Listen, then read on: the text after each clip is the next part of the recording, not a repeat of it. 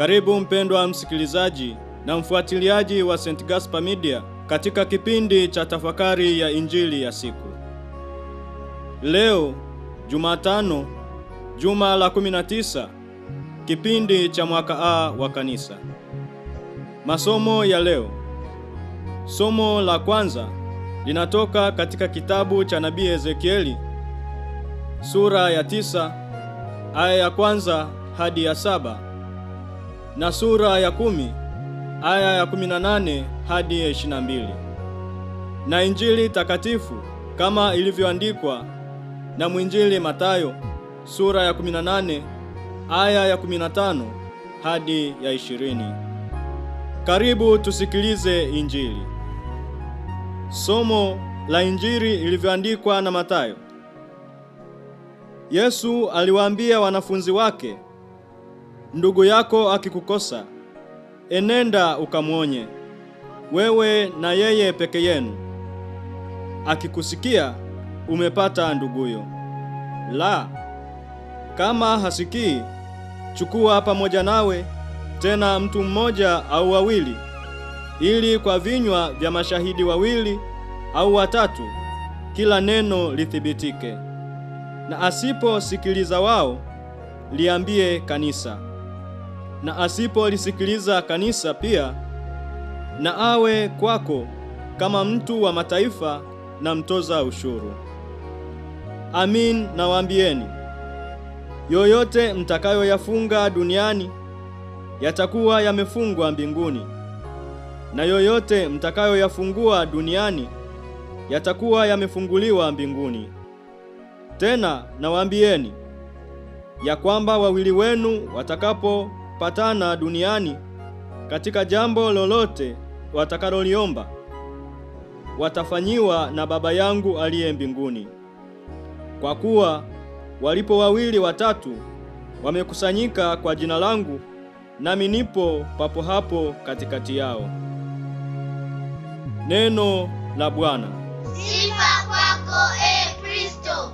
Wapendwa katika Kristo, liturujia ya neno siku ya leo inatualika kutafakari juu ya kuonyana kindugu na kujenga jumuiya, ambapo ni katika Injili ya leo Yesu anaendelea kuwafundisha wanafunzi wake jinsi wanavyopaswa kuwajali walio dhaifu na wahitaji zaidi, ambao ni wakubwa na muhimu zaidi katika ushirika wa waamini, yaani wale wanaoanguka dhambini. Yesu katika mafundisho yake anatambua udhaifu wa mwanadamu pale anapoanguka dhambini, lakini anaonyesha njia ya kumrudisha kundini ikiwa amemkosea, ambayo ni kumwonya katika matendo yake maovu, na hata ikiwezekana kuonywa na jumuiya nzima ili kurudisha umoja na amani katika jumuiya kwa kumrudisha aliyepotea katika kundi. Wapendwa katika Kristo, tunapoendelea na tafakari yetu ya leo katika kumrudisha aliyepotea, tunaalikwa kuonya kwa upendo, ambayo ni njia tunayotakiwa kuchukua, ikiwa ni ya kibinafsi, ya kudumu na ya hatua kwa hatua. Katika Injili ya siku ya leo tumesikia Yesu anatuambia, ikiwa ndugu yako atakutendea dhambi, basi wewe nenda umwambie. Ikiwa atakusikiliza, basi umempata ndugu yako. Lakini ikiwa hatasikiliza, basi wewe chukua mmoja au wawili pamoja nawe. Ikiwa atakataa kuwasikiliza, basi wewe liambie kanisa. Na ikiwa atakataa kusikiliza hata kanisa, basi wewe muone kama Myahudi asiyeamini na mtoza ushuru. Katika maneno haya Yesu anafundisha kwamba tunapaswa kuonyana hatua kwa hatua, tukianzia mtu binafsi hata jumuiya nzima, na anatoa msisitizo kwamba kama hayo yote yatashindikana, aonekane kama mtu wa mataifa au mtoza ushuru. Yesu alisema hivi sio tu kuwatenga wote waliokataa kubadilika kutokana na maonyo yanayotolewa, bali anaonyesha kuwa kwa kukataa maonyo na maelekezo ya jumuiya ya Kikristo ni kujifanya kama mtu wa mataifa au mtoza ushuru kwa kukataa kumpokea Kristo kupitia watu wanaomzunguka. Fundisho hili vile linapata msingi wake kutoka katika Agano la Kale, katika kitabu cha Kumbukumbu la Torati sura ya 19 aya ya 15, lililohitaji mashahidi wengi ili kuthibitisha shtaka kubwa dhidi ya mtu wa jumuiya.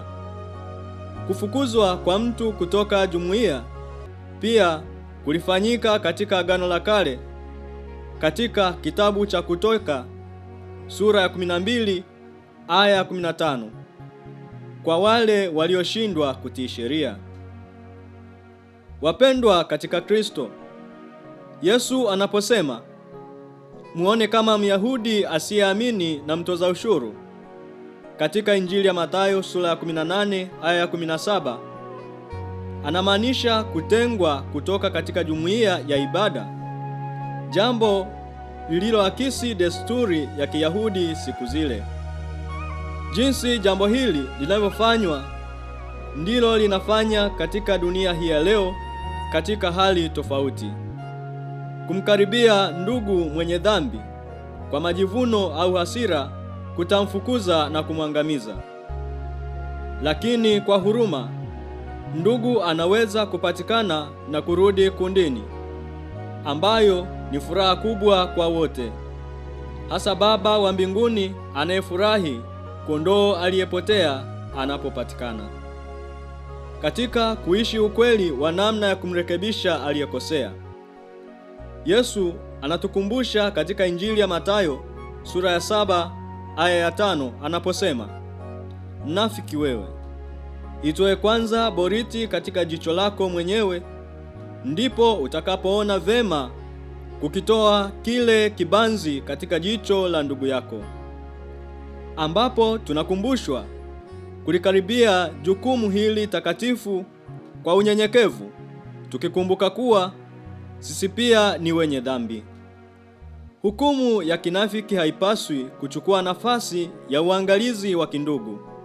Tunafanya haya kwa ujasiri kwa sababu Mungu analithibitisha kwa ahadi zake. Wapendwa katika Kristo, katika Injili ya leo Yesu anarudia ahadi aliyompa Petro akisema, yoyote mtakayofunga duniani yatakuwa yamefungwa mbinguni, na yoyote mtakayofungua duniani yatakuwa yamefunguliwa mbinguni. Ahadi hii sasa inatumika kwa jumuiya nzima inapomfikia yule aliyepotea.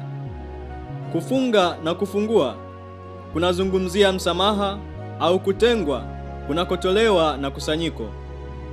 Ikiwa itabainika kwamba hakuna toba licha ya jitihada za kudumu na zenye upendo, jumuiya lazima iseme neno la upendo kama Paulo alivyowaeleza Wakorinto akisema, kumtolea shetani mtu huyo ili mwili uadhibiwe, ili na roho iokolewe katika siku ya Bwana Yesu. Rejea waraka wa kwanza wa Mtume Paulo kwa Wakorinto sura ya 5 aya ya 5. Hata neno hili linakusudia urejesho wa mwisho wa ndugu aliyepotea. Dietrich Bonhoeffer katika kitabu chake kinachoitwa Life Together anasema, hakuna kitu cha ukatili zaidi kuliko upole unaomwacha mwingine katika dhambi yake. Hakuna kitu cha huruma zaidi kuliko onyo kali linalomrudisha ndugu kutoka njia ya dhambi. Kutengwa huku hakukusudiwi kuwa wa kudumu, bali hadi wakati yule asiyetubu atakapotubu.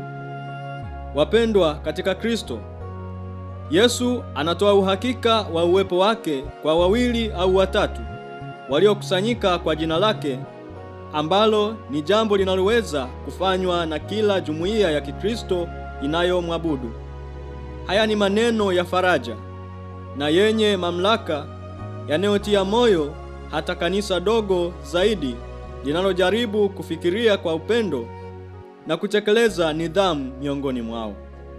Zaidi ya hayo, ahadi ya Mungu ya kujibu maombi ya hata wawili wanaokubaliana juu ya lolote watakaloliomba inahusu uamuzi wanaofikia juu ya masuala ya nidhamu, ingawa ahadi kama hizo kwingine zimeunganishwa na maombi yanayotolewa kwa imani katika jina la Yesu Kristo.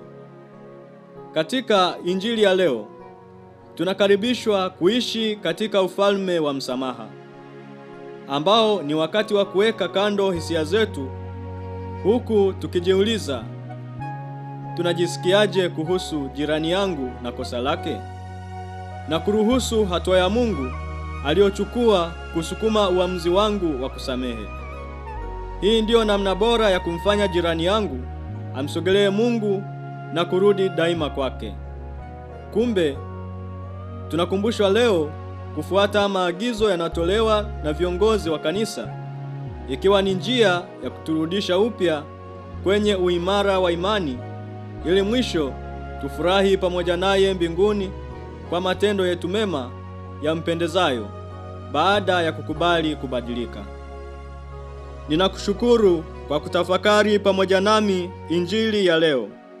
Niliyekuletea tafakari hii ni mimi Frateli Adesius Fabiani Tushabe wa shirika la wamisionari wa damu takatifu ya Yesu kutoka seminari kuu ya Mtakatifu Gaspari del Bufalo, Kola, Morogoro. Itukuzwe damu ya Kristo!